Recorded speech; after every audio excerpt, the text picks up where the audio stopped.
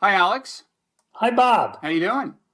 Good. How are you? You must be doing pretty well with the Spurs off to a good start. I know you're a Spurs guy. I'm kind of a Spurs guy. We should explain for our non-basketball literate viewers that we're not talking about, horseback riding here.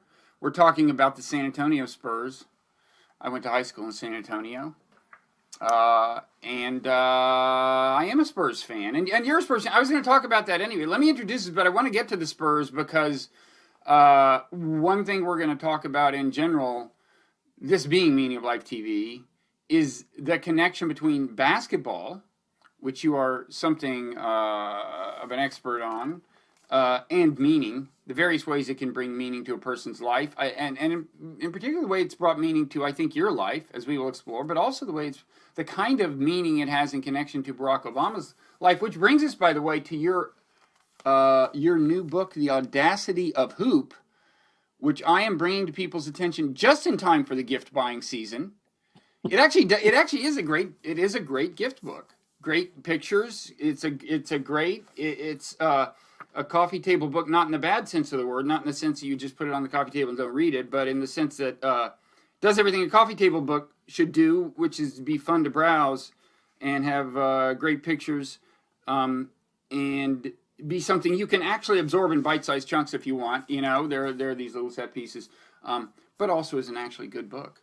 And we will be talking about The Audacity of Hoop, Alex Wolff. But let me introduce you a little bit. You are Alex Wolff. The byline, the famous byline to readers of Sports Illustrated is Alexander Wolff.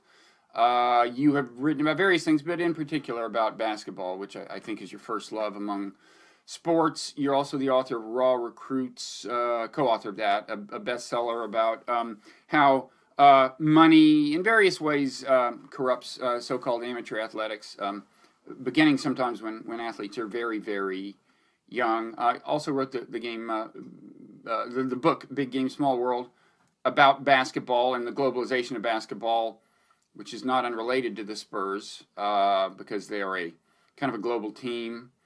And you wrote a book that I actually read in manuscript because I knew you then, and you wrote this longer ago than either of us cares to remember, as they say.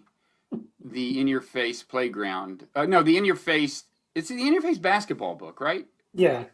Why am I tempted to call it the In Your Face Guide to Playground Basketball? That was the original title, believe it or Was not. it? We kicked it around, and wisely the publisher decided shorter was better. Okay. Okay. So anyway, you're here, which is great. And let's talk before we get to your connection to basketball and how basketball gives your life meaning. Let's talk about the book. It's as I said, filled with great pictures and so on. But I had not. It kind of the story of Obama and basketball starts on an almost mythic note. I had not. And I hadn't known about this, but I'm talking about like December of 1971, right? Do you want to tell the story about what seems to be, I guess, more or less the beginning of his contact with the game of basketball? Yeah, it's the last time he ever sees his dad. And His dad, one of the first times, right? I mean, his father had left them when he was a year old or something. yeah, I mean, it's certainly the last time he remembers seeing his dad. His dad's shortly thereafter killed in a car accident back in Kenya. But yeah, he's abandoned the family a number of years prior to that, but makes this visit back to Hawaii for Christmas, where Barack's mother is still living with her mom and dad. And in defiance of everything I know about sports in Africa, particularly in Kenya, he gives him the gift of a basketball. Completely counterintuitive. Mm-hmm. You think it would be a soccer ball or something cricket related, but in any case, it's a basketball. And it so happens that at around the same time, the University of Hawaii is having this great run of success with the Rainbows, the local basketball team. And Barack's grandfather, that is his mother's dad, gets these rare tickets and takes him to a game. And sometime January, February, shortly thereafter. And the combination of this ball and these young black men, young Barry Obama doesn't see many African Americans in Hawaii. There are very few there, other than a handful attached to the military at the time. So he starts to slot himself into this world, being a young black man, and sees basketball as kind of a part of it. So through his adolescence, he's working out these, or beginning to work out these issues of racial identity with. Let me show people the picture of December 1971, him and his father. It's really, it seems to be at an airport. It's you can see the holiday lights in the background. It's really kind of sweet, especially when you realize that this is a rare instance of contact with his father. He seems so delighted to be with him. And as you say, I mean, so that alone is bound to give the gift of the basketball significance. But as you say, there's also the question of kind of black identity. I mean, here's a kid who is identified as black, but doesn't very often see a parent who's actually black. His mother's white, his grandparents are white, and they're playing I guess a big role in rearing him, right? And so I guess you by your own admission, this is a little bit all of this is a little bit conjectural, but it's kind of, it makes sense to me. Well, and he's actually, I think we can strip away some of the conjecture, because in Obama's own memoir, Dreams from My Father, he writes pretty movingly about the role the game played, and even kind of identifies basketball as something like a potential part of a misspent youth, that he was playing a little bit into stereotypes of what a young black man ought to be. And you can see this as the beginning of a somewhat ambivalent relationship with the game as he makes his way through life. So he goes off and he plays ball in these Honolulu playgrounds. He gets a scholarship to the very Tony Punahou School, tries out for the team, but doesn't get a whole lot of playing time as a high schooler because he's self-taught, and the coach is young and kind of rigid. And here's this guy that the coach acknowledges loves the game. I mean, he'll go from high school team practice down to the course at the school and play pickup right after practice. Mm-hmm. But he couldn't really find a place for him on the team. And it's a team that's going to win a state title. There's the coach in the foreground there. Yeah, so there's the coach. Here for the people who are watching this on video and not by podcast. And that's Barack, right? In the back row on the far right. And Chris McLaughlin, the coach, it's still a young guy. You can see starting out his coaching career. And, of course, you're a high school coach and you have a future president on your team and you didn't play him. You got to answer years later to why you didn't see his potential. And he said, if you come to me when I was later in my career, I probably would have been more secure and not just played 5 or 6 guys and only go to the bench when we had a huge lead. But to be fair to him, this was a team that had 2 future NFL players on it. And Obama probably could have started for any other team in the state, but not this one. Yeah, they won the state high school championship generally, or in a certain division, or generally. I mean, it was the biggest. It was the open or biggest division. Yeah, that was a funny part of the book where you can just see this poor coach has been. I mean, what seems to have happened is that this player of his grows up to be a senator and then president, and he's going, "Oh man, I shouldn't have dissed this guy." This is like you want to be on the right side of the president of the United States, and it had been an issue because Obama had complained about not getting playing time in high school, right? He had, and I think part of his passion for playing pickup, which abides right on through college and while he's a young adult in New York, Chicago, Harvard Law School, I think part of that is just that hole. That kind of unrequited relationship with the game. And he wants to kind of backfill it. And it took a while, but he's since acknowledged, if I'd had a dad who'd taken me to the park and taught me how to use the offhand, maybe I would have deserved a little more playing time. In retrospect, I can't really fault the coach. But at the time, he thought the coach had something against him. Mm-hmm. And he made it an issue at the time.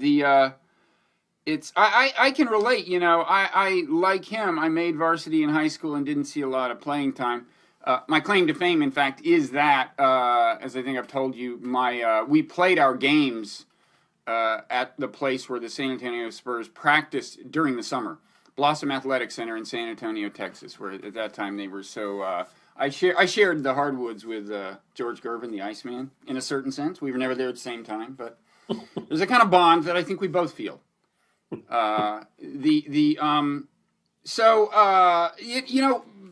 It's an interesting situation he was in, though, because my team did not win the state championship. Where I would think that his being on the team must have been a source of esteem. I mean, when a team is that much of a powerhouse, everyone associated with the team is like got to be a little bit of a star. I mean, you're happy you're on the team. Yeah, and if the one book that I really devoured as I was working on mine, the biography, my go-to biography, was David Marinus's book, where he really focuses in. It's called Barack Obama: The Story. I know you have great show notes for these video podcasts. Highly recommend it. And he gets in for 3 or 4 really detailed pages into what it was like. And Obama, by the time he's a senior and they're having that great season, he's along for the ride. And he makes some really good friends. I mean, when he goes back to Hawaii over the holidays, even as president, he's meeting up with a handful of guys who are on that team. Uh-huh. So if nothing else, he's kind of laid down a foundation of friendship that he'll then take on from Hawaii, even if his whole basketball experience fell a little short. Yeah. And there's something about being on a team that itself forms bonds, unlike other things. So he goes through. This becomes, I guess, when he's getting into politics.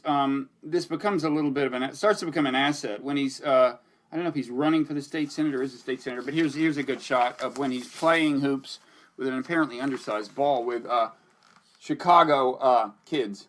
He kind of looks like a player there. He kind of looks like he knows what he's doing there. And in some of these pictures, he does. Although I've seen video, and I think you're right. He looks like a kind of an uncoached player, right? He doesn't have your classic jump shot form or anything like that. Yeah, he's only a left-hander. I mean, he fakes right, and you play with him once or twice, not to bite on that fake, and then he'll go left. And one of my favorite pictures in the book, as long as we're doing show and tell here, Bob, it's a picture that I think circles back to that business about the dad and the ball. It's when he said that if his dad had taken him to the park, he'd been around to do that, maybe he would have developed that offhand. Well, there's this great shot of him here. They don't generally, the White House photo office doesn't generally release these photos of the girls because they want to preserve their privacy. Let me see if I can get this right. But this shot right here is of, it's not showing up real well, but that's Sasha and Malia. If you move it to your right, it'll be slightly more, okay. Oh yeah, that's good. That's good. Yeah. Yeah. And what I love about this picture, aside from that kind of John and Caroline Kennedy under the desk in Life magazine vibe to it, what I love about it is he's working on his offhand, Bob. He's doing what a father's supposed to do. Working on his right hand, yeah. He's on his right hand. So his dad didn't do the hard work of raising him, but he's doing hard work with his girls. So yeah, there's a full circle quality, I think, to his relationship with the game. And even, people are asking me, okay, he leaves office, is basketball going to continue to be part of his life? And I think this whole My Brother's Keeper initiative that he's worked on through the White House and is now going to be transitioned to the My Brother's Keeper Alliance for his post-presidency, I think he has a real credibility when he'll talk to at-risk urban young men, so many of whom are intrigued by basketball, sometimes seduced by basketball. And he can say with real credibility, look, this game sucked me in. Mm-hmm. And there were a couple of inflection points in my life where I could have, turned it into misspent youth. But I made these other decisions and the game abided. I still have this relationship with the game. It's a way for friendship. It's a way for good health. It's a way actually for me to kind of find a way into the culture and connect with voters on the campaign trail and foreign leaders, for that matter. Now, it also helps him get married, right? There's this anecdote about Craig Wright. Now, I remember watching. You and I knew each other at Princeton, and I remember after I graduated, coming back to a game or two, I guess, and noting what a great player Craig Robinson was, who's of course Michelle Obama's brother. And tell the story about Obama and when he was courting Michelle, playing with Craig. So Michelle had been dating Barack for about a year, and she'd grown up hearing her brother and her dad constantly say, oh, you can always tell a guy's character from how they comport themselves on the court. Mm-hmm. So she said, all right, take this guy out playing on a Saturday morning with your buddies and let me know what you think. She was kind of at that fish or cut bait moment with him. And apparently, to hear Craig Robinson tell the story, he shot when he should have shot, and he passed when he should pass. And he didn't try too hard to suck up to his potential future brother-in-law by always passing him the ball. So he came back and said, "Your boy's straight." And the rest is sort of history.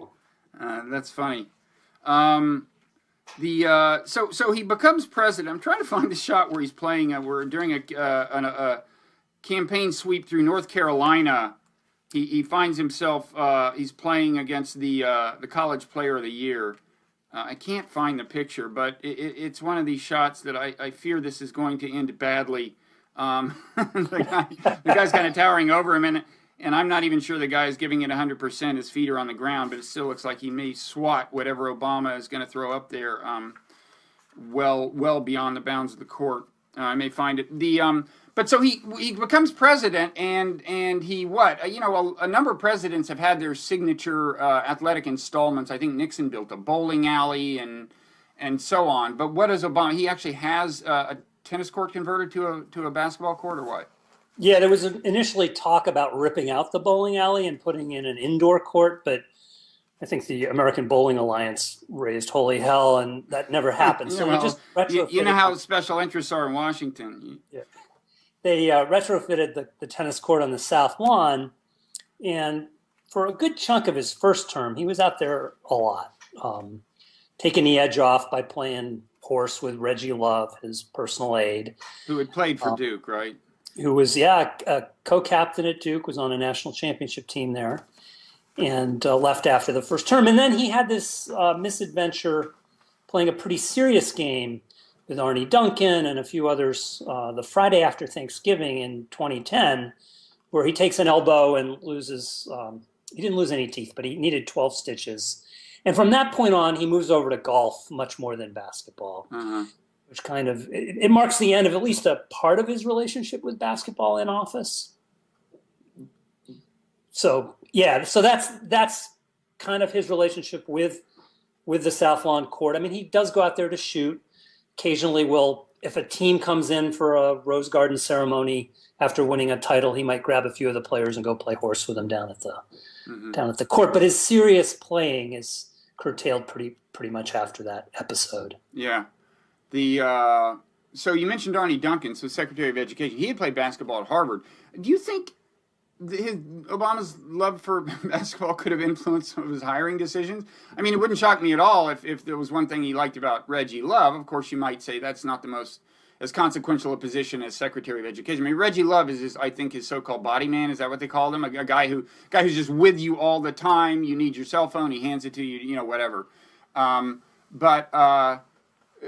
Have you thought about that? I mean, do you think Obama just you grow in his esteem if you were a college basketball star? And I think Arnie Duncan, although Harvard isn't Duke in basketball, Arnie Duncan was a starter there, right? He was good. Oh, he was a co-captain at Harvard, played 4 years professionally in Australia, and most impressive to me was even as he's chief of the Chicago Public Schools and then joins the cabinet.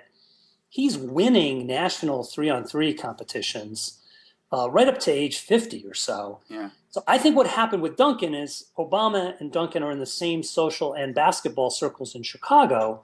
So he really gets to know him. And education is that thing where I think Obama wants that comfort level.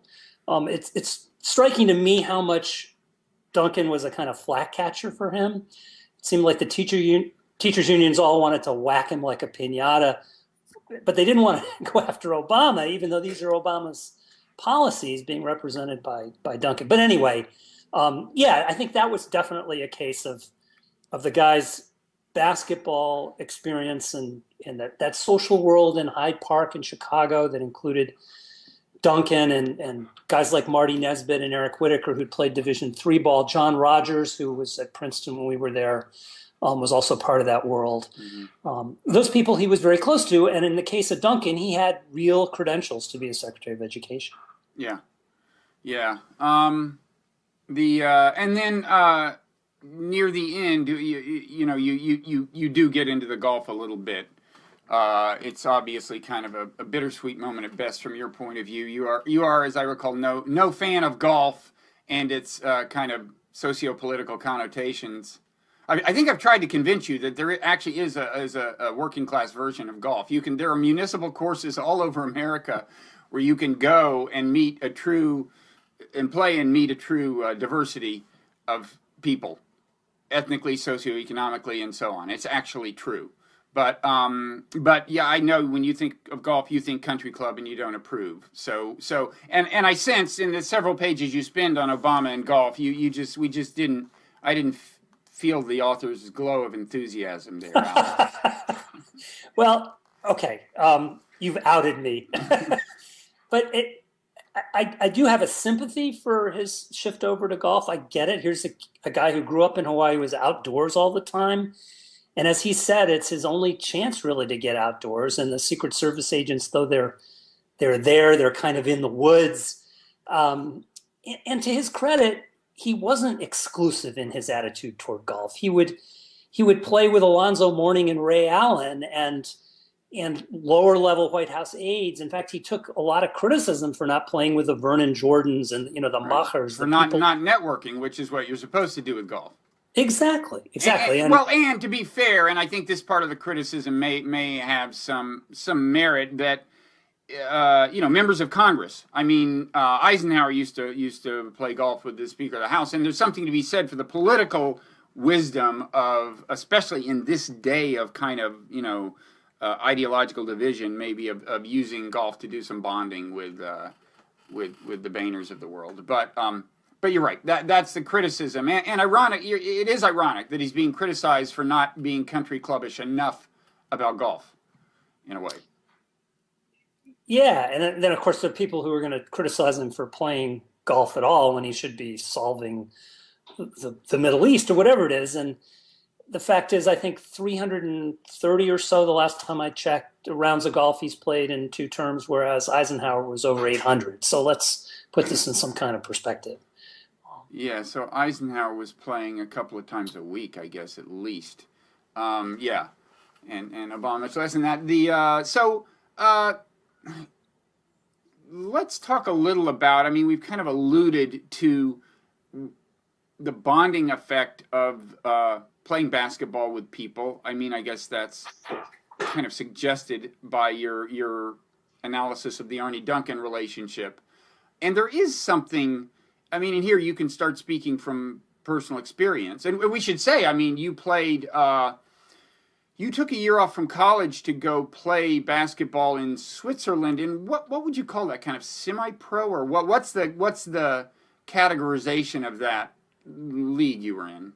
No, it was the 3rd division. It was semi-pro. It was underdeveloped. It was a little bit like junior varsity high school basketball, I'd say, on some with bigger, more mature athletes, but just the feel for the game. It was a place I could comfortably fit in as a washed up high school player who was a little bit restless about being on campus, live in another culture and learn a little German. But yeah, my own relationship to the game, it's funny. I grew up in Princeton during the 60s, and my mom was a classically trained pianist and my dad was a German refugee, and neither of them had any interest in sports. And to be in Princeton during the 60s was to fall under the spell of Bill Bradley, or the legend of Bill Bradley. I wasn't quite old enough to actually sit in Dillon Gym to watch him play, but I was well aware of what was going on. And firstborn, only boy, felt this subtle pressure to follow in my parents' footsteps, but of course I wanted to make my own mark, and basketball seemed to be this sanctioned way to do it because of Bradley.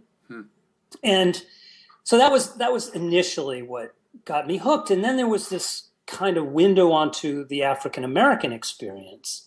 So if we're talking about meaning of life and basketball, it was kind of a set of guideposts in a way to kind of get me out of my own childhood and show me a little bit of a wider world out there. Mm-hmm. So I could relate, on some level, I could relate to Obama's own grappling with basketball as he's trying to sort something out. And certainly I'm not pretending that the stakes of my own little junior varsity grappling were anywhere near as high as Obama's, but that was my journey too. Mm-hmm. Did you play much pickup basketball in Princeton? I did. In fact, I once played with Craig Robinson when I was a senior and he was a freshman. I remember memorably one spring day out behind Dillon Gym on the outdoor courts there, being on his team and holding court for a while. It's Holding a nice court thing to have mean we should say to people that in pickup basketball, if you're on the winning team, you get to stay and play the next game, and then another group of challengers shows up, assuming there's enough to field three teams, enough people to field three teams. So holding court means you kept on winning. And I was going to ask, because at that point, Princeton had actually a larger black population than it has now. The black population has been largely displaced by a Latino population, largely from Guatemala. But so it was a diverse pickup milieu, ethnically diverse pickup milieu in which you played, I gather, which I've always thought was one of the great things. I mean, growing up myself, about basketball was that you would go to various courts and you'd have various ethnic and socioeconomic compositions, but it was definitely a way to kind of see the world, so to speak. Yeah, and I think Obama discovered that too. I mean, when he was a lecturer at University of Chicago Law School, he would play in the field house there. In fact, Arnie Duncan's mom would be in those games, and she was notoriously physical. And Obama to this day will take up old grievances with Arnie about his mother and her elbows. But yeah, you get the full range of types, and even the kind of interpersonal relationships and how you have to smooth over differences. I mean, there is a kind of political backroom quality that rises to the surface. Yeah, it's an interesting playing in an unrefereed basketball game, which pickup basketball is. This just occurred to me. It has this interesting dynamic where you call your own fouls. You just say, "I was fouled." And you might think, well, that's a crazy system. This is going to dissolve in chaos as everyone has always claimed their foul. But there's an informal feedback system for like discouraging, the indiscriminate claim that you were fouled, right? And it more or less holds. People just start giving a guy shit if he's always saying he was fouled. Right, and I think there's also a prevailing machismo that helps enforce that, because nobody wants to be a wuss. Right. And you really, in fact, one of my other favorite pictures in this book is I only could find one picture of Obama wearing shorts when he's playing basketball. He's always wearing sweatpants. And Rick Tellender in Chicago and I have this theory that it's because he's really self-conscious about his skinny legs. And he writes in his memoir about how playing with those African-American men in Hawaii, they taught him lessons about not showing your vulnerabilities and so forth. Mm.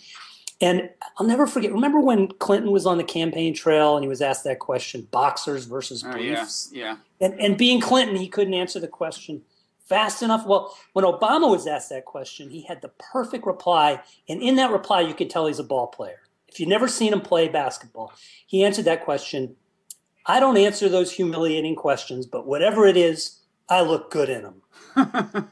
and that to me that's the attitude. That's the swagger that you sort of have to have on the playground. And we've seen, to a large extent, Obama use that. I think he's gotten in trouble sometimes politically with that attitude, being a little bit too cocky and being a front runner who lets up a little bit. But that is what we see enforced on the playground, that kind of ability to show your armor. Mm-hmm. One more point about the ethnic diversity of a lot of pickup basketball, at least some pickup basketball.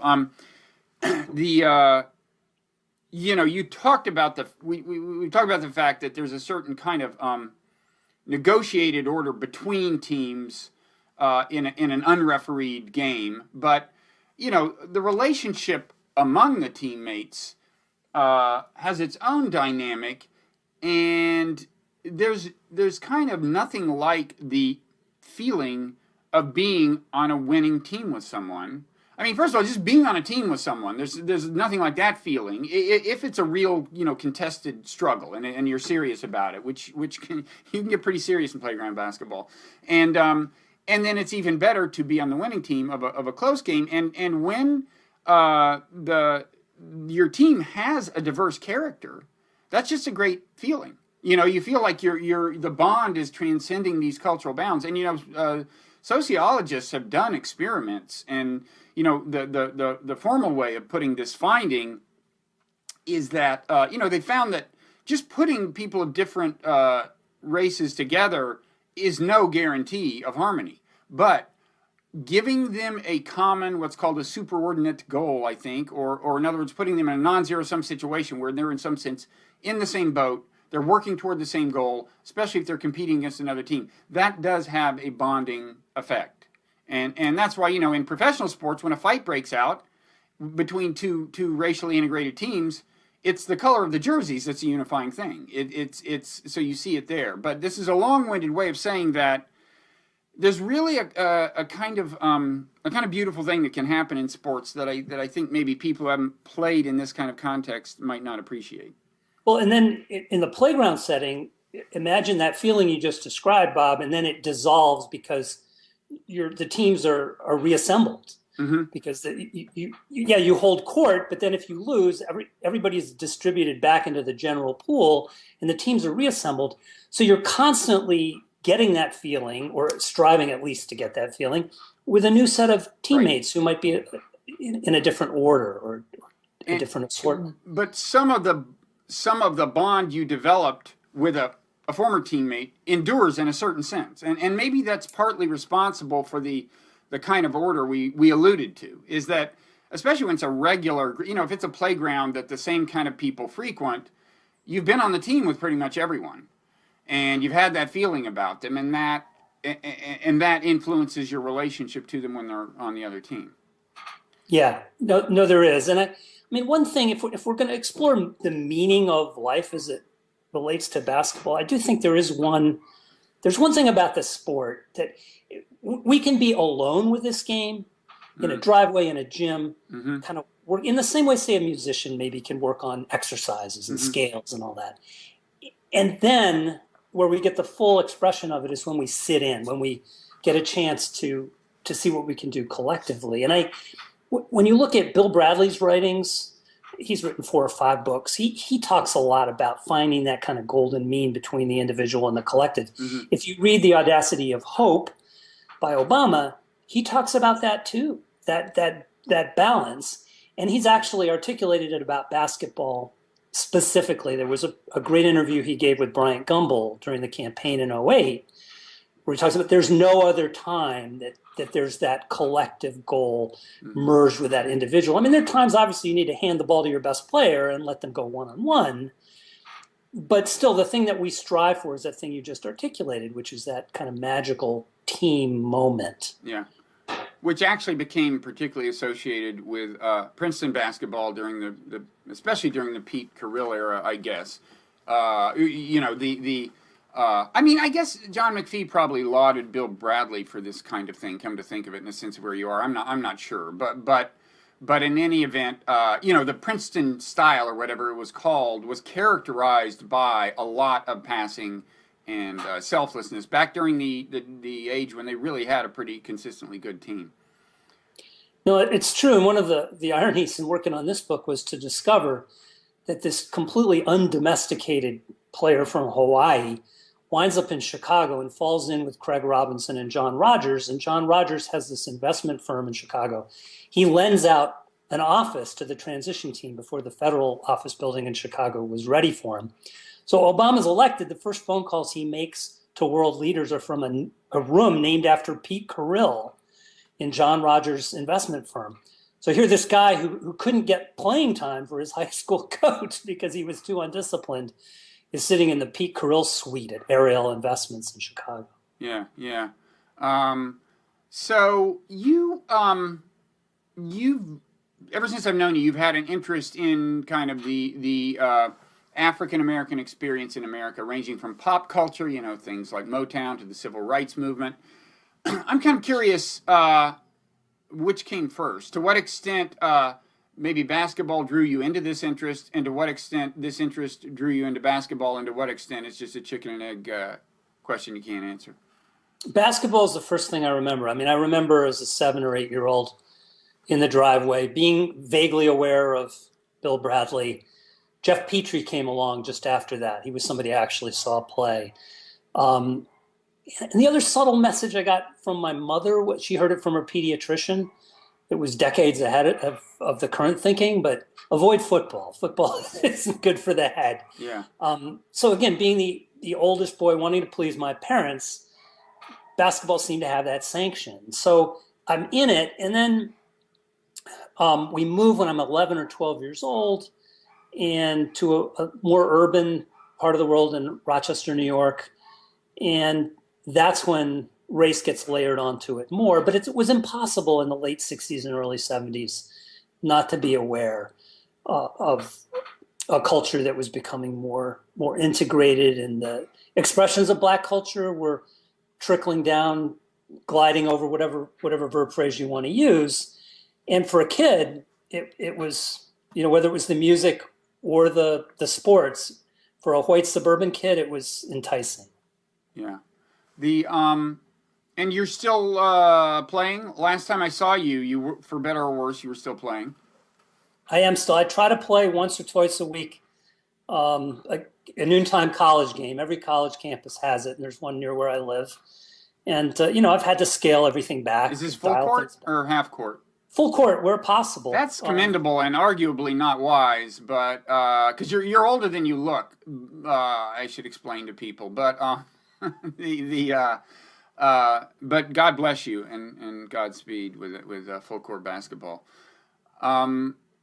So you mentioned the San Antonio Spurs early on, and in a way, this is just revisits a theme we've already discussed, but in a different context. We talk about the way basketball can kind of assimilate diversity, so to speak. But with the Spurs, you see it on an international scale, right? Talk a little about what the Spurs have done, aside from being one of the dynasties of, I guess, the past 15 years or so. Well, I think, in a way, I've spent a fair amount of time around them over the last year or two, working on pieces about Patty Mills, their Australian guard, and Becky Hammon, most recently, their assistant coach. Patty Mills is part, at least, Aborigine, right?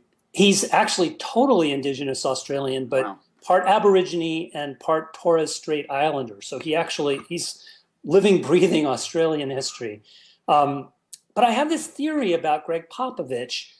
The coach. He comes off as this prickly, opaque guy who's always fencing with sideline reporters. And I think what it is he just knows or feels that there is meaning to this game that he coaches. And he's offended that these inane questions are being thrown at him that don't seem to acknowledge the deep meaning that there is. And the fact that they go out and assemble these polyglot collections of players seems to me almost as if Popovich is trying to prove a point. He's trying to turn his team into this laboratory to prove to people that, yeah, we can have a woman on our bench and we can have 7 or 8 different countries represented. And almost because of that, we are going to be more effective on the court. He has that stubborn streak that makes me wonder if he's trying to prove a point. But I think this idea of meaning of life, with him particularly, if he ever writes a memoir, it's going to be a really interesting one. I think there's a lot at play there. Yeah, he's not naive. He knows he has to win to keep his job. And there are all these exigencies of pro sports at a really high level and that he has to abide by, but it's almost as if he has another point to prove. Mm-hmm. And, I think it's not crazy to think that the increasingly international character of this sport and some other sports, although interestingly, in a way, basketball has become more broadly international than other sports. With baseball, it's kind of within the Western Hemisphere, it's international. You get, a lot of, from Latin America, certain Latin American countries generate a lot of baseball players. Football players, aside from, there was a time when a lot of field goal kickers were European soccer players. I think even that era may be over. But aside from that, you don't get a lot. Is basketball the most international of the major sports? Well, the major American sports, yeah. I think soccer will always have that special status, and obviously soccer really is now getting traction in the States. Baseball, it's a weird thing. It's almost like this patronizing North American versus Latin and South American thing going on that I think takes a little bit of the internationalization away from it. Basketball right now, I think there are 130 players in the NBA this season with some sort of international pedigree. Wow. China that's out of like how many players? Less than 1,000 probably, right? Yeah, it's 12 or 13 on 20 some odd franchises. So that's a pretty impressive number. And there are more in China. There are more NBA fans than in the United States, straight up. It's obviously a function of their huge population, but that says something. I mean and they're from all over. I mean, they're from Africa, they're from Europe, they're from South America. You know, even Yao Ming from no longer playing, but from China. Yeah, no, and some of these countries that have supplied. I mean, there's the guy who played third division ball in Switzerland couldn't help but notice that there's now a Swiss in the NBA. So that it says a lot about globalization and the reach of American soft power, but it also says a lot about, I think, rising incomes and so forth overseas. Africa, every little village now has satellite TV, so you'll find African kids mimicking NBA moves. So it's. I would think this has on balance a good effect. I mean, soccer illustrates how in some contexts the game can have a bad respect with regard to nationalism. I mean, you know, European hooligans and so on. But I got to think on balance this is a good thing. And basketball isn't organized nearly as much by tribe. Right. You know, it's the best players are assembling in the U.S. and the NBA sort of sorts them out. And yeah, you see a little bit. If say you have Yugoslavia playing, or Serbia playing Croatia or something in the Olympics, there's going to be an edge, but in basketball. But for the most part, the NBA sort of elevates everybody onto this status as global celebrity. Mm-hmm. Well, thank you. The last thing I want to say about you is you've always been an aficionado of the book as a physical object. I mean, your grandparents were kind of publishing titans, right? I mean, they brought the Pantheon. They created the Pantheon imprint, didn't they? Which became this highbrow publishing thing. They brought it over from Europe. Is that right? Well, they actually founded it. They founded here. Pantheon. Yeah. They were immigrants from Germany, and during the Second World War, actually founded Pantheon in New York, and yeah. So anyway, it shows up. It is reflected in this. You clearly played a role in thinking this through as a physical thing. It's really an attractive book. All these great pictures. Apparently, the White House photographer opened up his archives to you. And Pete Souza was wonderfully helpful, and yeah, most of the photos in the book are his. And while I didn't get a one-on-one with the president, I got all sorts of cooperation from the man who's with him virtually 24/7. Mm-hmm. And well, it's great. It really shows. It really is a great gift book. I got to say, if you're an Obama lover and a basketball lover, it's the perfect book. Or if the person you're giving the gift to fits that description. If you're an Obama hater, it probably makes a good joke present, doesn't it? Well, and we even have a few pages about the game in GOP Washington during the Obama era. Well, there you go. So something for everybody here. Well, thanks for taking the time, Alex. Really enjoyed it. Thank you, Bob. Take care. All right, you too. All right.